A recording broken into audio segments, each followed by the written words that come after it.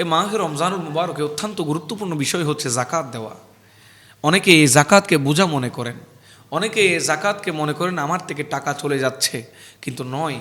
এই জাকাত আপনার আমার জন্য অত্যন্ত গুরুত্বপূর্ণ বিষয়। এই জাকাত আমার প্রতিবেশীর হক, এই জাকাত একজন গরিব মানুষের হক, এই জাকাত এতিম মিসকিনদের হক।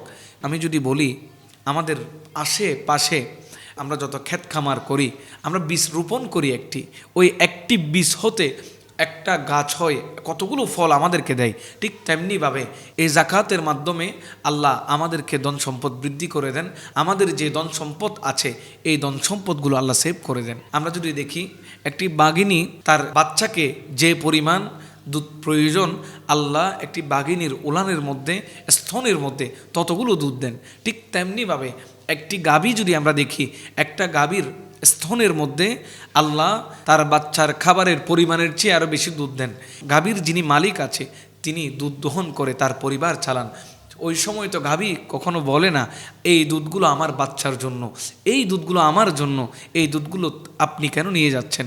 কারণ গাভী জানে এই দুধগুলোর মধ্যে আল্লাহ আমার বাচ্চাকে খাওয়ানোর পরে অবশিষ্ট দুধের মধ্যে আমার মালিকের হক রয়েছে। একটা গাভী যদি সেটি জানে, আপনি আমি মানুষ হয়ে, ইনসান হয়ে আমারও জানার দরকার।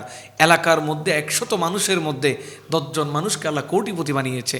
এই 10 জন মানুষের মধ্যে 90 জনের হক রয়েছে। সেই জন্য আসুন আমরা জাকাত আদায় করি। পরিপূর্ণভাবে যদি আমরা জাকাত আদায় করি, তাহলে আমাদের এই বাংলাদেশের মধ্যে আর কেউ অভাবে থাকবে না। আমাদের এই বাংলাদেশে কখনো কেউ আর্থিকভাবে দুর্বল হয়ে পড়বে না।